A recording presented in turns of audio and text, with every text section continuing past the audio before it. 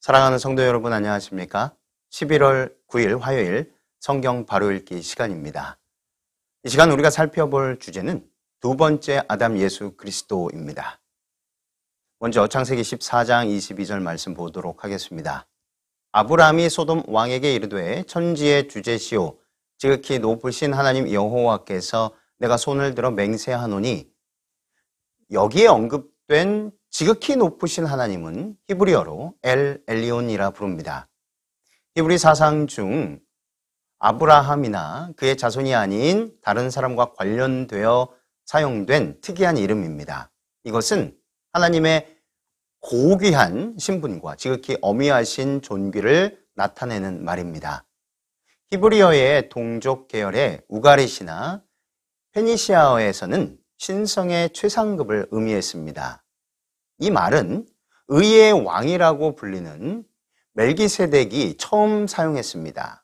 아브라함이 신할 왕 등의 동맹 왕들에 의해 사로잡힌 조카 롯을 구하고 돌아오는 길에 멜기세덱이 떡과 포도주를 가지고 나와서 그를 영접했습니다. 이때 멜기세덱이 아브라함을 축복하면서 부른 하나님의 이름이 바로 지극히 높으신 하나님이십니다. 이 기사에서 지극히 높으신 하나님이 3번이나 사용되었습니다. 창세기 14장 18절로 20절에 살렘왕 멜기세덱이 떡과 포도주를 가지고 나왔으니 그는 지극히 높으신 하나님의 제사장이었더라.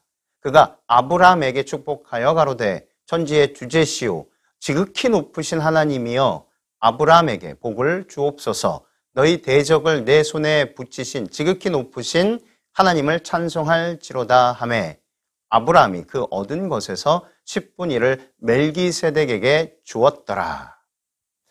멜기세덱이 아론 지파에 의한 제사장 제도가 세워지기 오래전 도시 국가인 살렘의 왕이자 제사장으로 하나님의 이름을 지극히 높으신 분으로 불렀습니다. 지극히 높으신 하나님이 바로 천지의 주제로 설명합니다. 이 하나님께서 대적을 아브라함에게 붙였기 때문에 지극히 높으신 하나님을 찬송한다고 고백했습니다. 이 엘 엘리온이라는 뜻은 첫 번째, 전능하시지만 겸비하신 하나님. 이 성호는 전능하신 하나님의 특성을 나타냅니다. 하나님은 만물 위에 계시고 전능하신 분이십니다. 이 하나님은 우주와 만상의 주님이시며 시종일관하고 변함이 없는 분이십니다. 인격과 행위 그리고 지위에 있어 지극히 높으신 분이 전능하신 하나님이십니다. 그런데 신약에서는 이런 하나님의 두드러진 본성에 바로 자기를 비우시는 겸비라고 말합니다. 이러한 자질과 정반대되는 정신을 품은 자가 바로 루스벨입니다. 구약에서 바벨론 왕으로 상징되어 있습니다. 바벨론 왕은 하나님과 같이 되려고 하다가, 즉 하나님이 되려고 하다가 멸망하게 되었습니다. 고대 바벨론은 메소포타미아에서 아시리아 제국과 수천 년의 주도권 싸움을 벌인 나라이며 드디어 고대 근동의 패자가 되어 2차례에 걸쳐 천하를 다스렸습니다. 아카드어로 신들을 지키는 신들의 문이란 의미의 바벨론이 혼잡이라는 의미로 쓰여졌습니다. 진리와 오류를 섞어 혼잡시키는 역할을 했습니다. 남방 유다를 최종적으로 멸망시킨 제국이기 때문에 신약에서 종말론적으로 하나님의 뜻과 어긋나는 사상과 조직, 그런 것들을 인간 문화와 문명의 총화를 바벨론이라 불렀습니다. 이 엘 엘리온 두 번째 의미는 무한히 겸비하신 예수 그리스도를 뜻합니다. 이러한 태도와는 전혀 다른 정신을 보이신 분이 바로 예수 그리스도이십니다. 주님은 근본적으로 하나님과 동등되신 분이시지만 이 영예와 존귀를 버리셨습니다. 빌립보서 2장 7절로 11절에 오히려 자기를 비어 종의 형체를 가져 사람들과 같이 되었고 사람의 모양으로 나타나셨음에 자기를 낮추시고 죽기까지 복종하셨으니 곧 십자가에 죽으심이라. 이러므로 하나님이 그를 지극히 높여 모든 이름 위에 뛰어난 이름을 주사 하늘에 있는 자들과 땅에 있는 자들과 땅 아래에 있는 자들로 모든 무릎을 예수의 이름에 꿇게 하시고 모든 입으로 예수 그리스도를 주라 시인하여 하나님 아버지께 영광을 돌리게 하셨느니라. 이러한 하나님께서 자기를 비우심이 바로 존귀의 기초입니다. 전능하시고 지극히 높으신 하나님 인격의 특성이 바로 자신을 비우심에 있습니다. 이런 특성과는 반대로 사단 마귀는 하나님의 인격을 닮으려고 하지 않고 하나님의 능력을 추구하려다가 타락하게 되었습니다. 만유의 대주제가 되시고 만왕의 왕이시며 만물의 창조주가 되신 전능하신 하나님이 자신의 모든 영광과 지위를 비우시고 낮고 천한 어떤 의미에서 가장 가난하고 고달픈 사람 신분의 삶을 선택하시고 우리를 위해 고난의 삶을 사셨습니다. 이 땅에서 33년간 인간을 향한 무한한 사랑의 삶을 사시고 십자가에 달려 돌아가신 뒤 부활하시고 승천하시어 하늘 보좌에 계십니다. 이분이 바로 우리의 구세주 예수 그리스도이십니다. 이러한 겸비를 인간들은 이해하기 힘듭니다. 그래서 이 겸손하신 성육신의 신비가 바로 장차 구원받은 성도들이 하늘나라에서 배울 구속의 과학이 될 것입니다. 전능하신 하나님이 어떻게 연약하고 각종 어려움과 시련에 시달리는 인간이 되었는지, 그리고 이 하나님이 왜 죄 많고 문제 많은 인간을 사랑하시고 용서하시고 구원하시는 겸비와 사랑의 신비는 장차 하늘나라에서 연구하고 배워야 할 영적 고등과학의 영역에 속하는 문제입니다. 이기심으로 물들고 찌든 인간성의 안목으로는 이 무궁한 사랑의 오묘를 온전히 이해할 수가 없는 것입니다. 이 엘 엘리온 세 번째 뜻은 보호의 하나님이라는 것입니다. 이 하나님의 이름의 두드러진 특성의 다른 면은 보호와 피난처가 된다는 것입니다. 이스라엘의 피난처가 되시고 택하신 왕과 성을 보호하십니다. 이 지극히 높으신 하나님이 모든 어려움에 대한 피난처가 되십니다. 그분의 날개 그늘 아래 우리를 보호하사 각종 함정과 위험에서 그리고 무서운 질병으로부터 우리를 보호하시는 것입니다. 시편 91편 1절로 4절에 지존자의 은밀한 곳에 거하는 자는 전능하신 자의 그늘 아래 거하리로다. 내가 여호와를 가리켜 말하기를 저는 나의 피난처요 나의 요새요 나의 의뢰하는 하나님이라 하시리니 이는 저가 너를 새 사냥꾼의 올무에서와 극한 연병에서 건지실 것이미로다.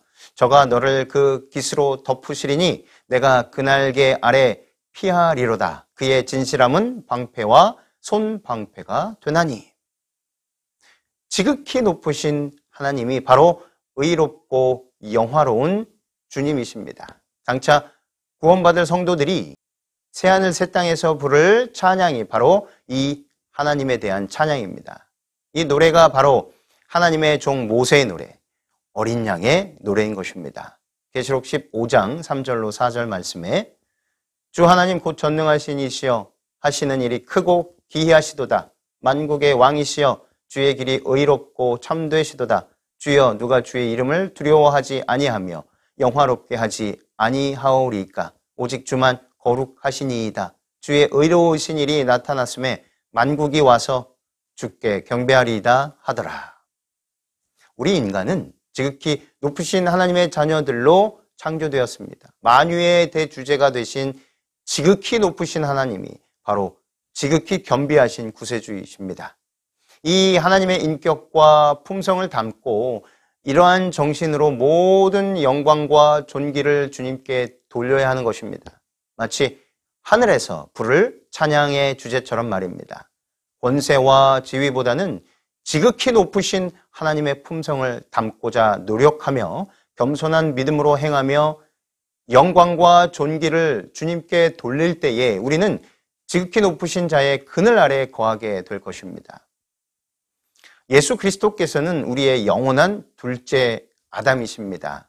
고린도전서 15장 45절로 49절에 기록된 바 첫사람 아담은 산 영이 되었다 함과 같이 마지막 아담은 살려주는 영이 되었나니 그러나 먼저는 신령한 자가 아니요 육 있는 자요 그 다음에 신령한 자니라. 첫사람은 땅에서 났으니 흙에 속한 자이거니와 둘째 사람은 하늘에서 나셨느니라. 무릇 흙에 속한 자는 저 흙에 속한 자들과 같고 무릇 하늘에 속한 자는 저 하늘에 속한 자들과 같으니 우리가 흙에 속한 자의 형상을 입은 것 같이 또한 하늘에 속한 자의 형상을 입으리라. 인류의 조상을 아담이라 부릅니다. 아담은 동식물과 자연계의 생명체들과 구분된 인간 조상 개인의 이름도 되고 통칭으로서 후손 전체를 말하는 인류라는 보편적 이름도 됩니다. 이 말 아담은 흙, 불구스레한 등의 말에서 유래했습니다. 그래서 히브리어로 아담은 흙에서 나왔다고 선언했습니다. 동일 언어군인 다른 방언에서는 사람, 종 등으로도 쓰였습니다. 히브리 사상에서 사람은 땅에서 나왔기 때문에 죽음이란 곧 흙인 대자연으로 돌아가는 것이다 라고 부르는데 이는 곧 흙인 후무스에서 유래돼 부르는 것과 동일합니다. 하나님이 아담아 아담아 부르셨던 그 이름은 바로 너는 흙이다 흙이다는 의미가 있는 것입니다.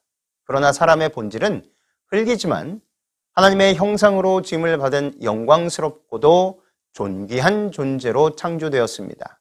아담은 하나님의 형상으로 모든 창조물들과 다르게 창조되었습니다. 하나님의 회의 이후에 흙과 하나님의 생기로 창조되었습니다.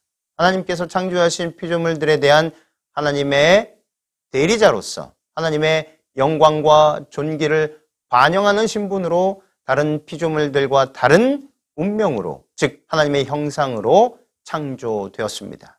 이 형상은 영성 즉 하나님과의 관계에서 이르러 오는 영성과 거룩성 및 조건적 불멸성과 지성 즉 의지력, 윤리와 도덕성 및 의와 지적 사고 능력과 몸 즉 기능적 육신과 피조물들에 대한 통치권 등이었습니다. 아담이 하나님의 명령을 거역하자 범죄하게 되고 죄가 세상에 들어오고 그 결과로 사망이 인간과 자연 등 모든 것에 이르게 되었던 것입니다. 생로병사, 이 생로병사라는 삶의 굴레에 들어가게 되었습니다. 인간은 연약하고 쇠락하며 끝내는 사망, 죽음의 운명을 안고서 살아가게 되었습니다.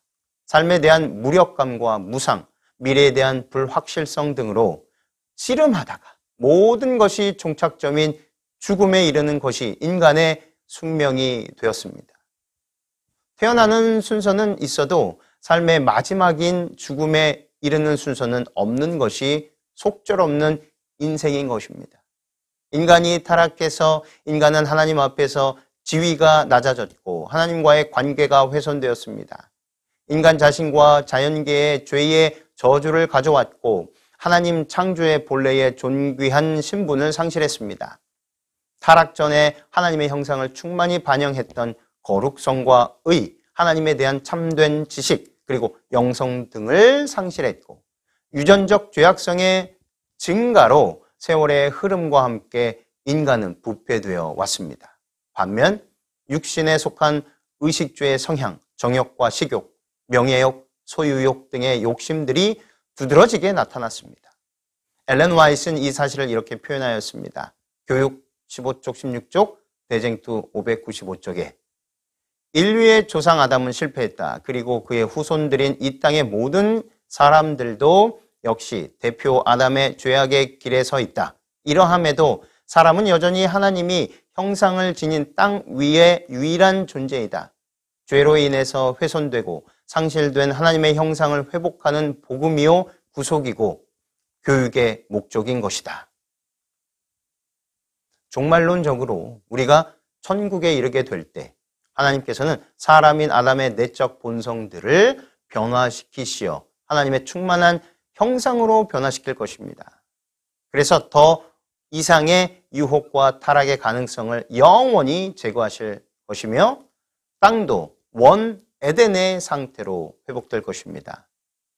허무한 인생의 절망적 상태에서 인간을 내버려 두지 아니하시고 친히 인간이 되신 하나님을 찬양하시기 바랍니다. 즉 예수님께서 아담, 인간이 되신 것입니다. 인간처럼 인간의 육신의 몸을 취하시고 현세적 존재의 제한성에 자신을 맡기셨습니다. 첫 아담은 우리에게 죄에 대한 저항력의 약화, 죄의 경향성 그리고 무기력 등을 유전으로 물려주었습니다. 인간은 영적, 정신적, 육신적 및 사회적 존재로 지음을 받았지만 죄로 인해 모든 것이 왜곡되고 퇴화되며 하나님과의 관계가 두절되게 되었습니다. 고통, 질병, 피로, 배고픔, 각종 사고와 위험 그리고 삶의 고뇌로 점철된 생을 살게 되었습니다. 영적 개념에서 인류는 인류의 조상이자 대표인 아담의 범죄로 말미암아 본성적으로 죄인이 되었고 그 결과를 그대로 치르면서 살아가고 있습니다. 인간의 신분과 처지가 어떠하든지 사람은 다 죽음이란 종착점을 향해서 질주하고 있는 것입니다. 마치 보통 자동차의 속도보다 10배나 더 빠른 비행기 속도라고도 하겠습니다. 아니면 빛의 속도라고도 말할 수 있겠습니다. 인간이 보내는 날들, 즉 세월은 흘러 누구에게나 사망의 그림자가 가리우게 되는 것입니다. 모든 쾌락과 부귀영화도 순식간에 막을 내리게 되는 것입니다. 이것이 인간의 운명인 것입니다. 그러나 이러한 처지에서 우리는 삶의 영원한 의미를 예수 그리스도 안에서 다시 발견하게 되는 것입니다. 왜냐하면 그분께서 우리를 위해서 이 땅에 오셨고 살 길과 갈 길을 보여주셨고 그렇게 할 수 있도록 능력을 베풀어 주시기 때문입니다. 첫째 아담은 우리에게 육신의 조상으로 죄와 사망을 물려주었지만 둘째 아담 예수 그리스도는 살리는 영으로서 우리를 구원하십니다. 둘째 아담은 첫째 아담이 실패한 곳에서 승리를 거두셨고 그분의 희생으로 말미암아 첫 아담이 범죄한 그곳에서 구원을 이루셨습니다. 첫째 아담이 타락한 인류의 육신적 조상인 것처럼 둘째 아담 예수 그리스도는 회복된 인류의 영적 조상이 되는 것입니다. 둘째 아담 예수 그리스도는 우리와 같은 육신의 모양으로 오셨고 자신을 인간과 동일시하셨습니다. 예수님의 공로를 믿고 그분을 순종함으로써 그분이 우리를 대신해서 얻으신 죄에 대한 영원한 승리를 얻게 되는 것입니다. 이러한 죄로 인해서 속절없는 인생을 구원하시기 위해서 하나님께서는 새로운 길을 열어주셨습니다. 사람이 독생자 예수 그리스도에 대한 믿음과 하나님께 대한 회개 그리고 성령으로 그분의 말씀에 대한 순종을 통해서 인간은 하나님과의 영적 관계를 회복하고 거룩하고 의롭고 성결한 존재로 가련한 상황에서 하나님은 죄인을 사랑하셔서 독생자 예수 그리스도를 우리들을 위한 둘째 아담으로 보내주셨습니다. 요한복음 1장 14절 말씀이 육신이 되어 우리 가운데 거하심에 우리가 그 영광을 보니 아버지의 독생자의 영광이요 은혜와 진리가 충만하더라. 예수께서는 사람이 되시어 인간들이 육신이라는 천막을 치고 사는 이 땅에서 30년의 삶을 사셨습니다. 사도 바울은 이 성육신을 갈라디아서 4장 4절에 말하기를 때가 참에 하나님이 그 아들을 보내사 여자에게서 나게 하시고 율법 아래 나게 하셨다라고 했습니다. 이 예수님은 하늘들과 모든 창조된 피조물들보다 높으시고 죄로부터 분리되어 계신 분이시지만 인간의 본성을 취하시고 우리와 함께 되신 참 인간이 되셨습니다. 그래서 그분의 신성으로 하나님의 보좌와 하늘 능력을 잡으시고 다른 면으로는 우리들을 위한 참 인간으로서 모본을 보여주셨습니다. 아무리 비천한 삶의 상황에서라도 사람들이 하나님의 형상을 지닌 존재로서 그분에게 영광을 돌릴 수 있는지를 보여주셨습니다. 그분의 이러한 사랑의 모본을 통해서 우리는 우리의 모든 봉사와 수고에 대해 더 깊은 의미와 가치를 부여하게 되는 것입니다. 그리고 예수님께서는 우리들의 힘든 삶을 생기로 고동치게 하고 소생시키시는 영으로 역사하십니다. 그리스도의 은혜로 접촉되고 순결하게 되며 그분의 영으로 충만하게 되는 것입니다. 무덤에서 요람까지 우리들의 삶은 성육신하신 둘째 아담으로 말미암아 참된 보람과 만족 그리고 의미를 가지게 되는 것입니다. 모든 꿈들, 성취되거나 좌절된 계획과 목적 그리고 희로애락 등 우리의 인생살이는 영원한 의미와 가치를 지니게 되었습니다. 왜냐하면 예수님께서 우리의 구세주로서 신성의 모본을 보여주셨고 우리를 사랑하셔서 이러한 고난의 삶을 사셨기 때문에 하나님의 영광을 위한 모든 삶은 영원한 의미와 가치가 있는 것입니다. 둘째 아담이 되신 예수 그리스도를 찬양하시며 살아가게 되시기를 간절히 바랍니다. 예수님은 영원토록 우리와 동일하신 혈과 육을 몸에 지니시고 사시는 우리의 맏형님이자 참된 구속자가 되신다는 사실을 결코 잊지 않게 되시기를 주님의 이름으로 기도하며 오늘 말씀을 마치겠습니다.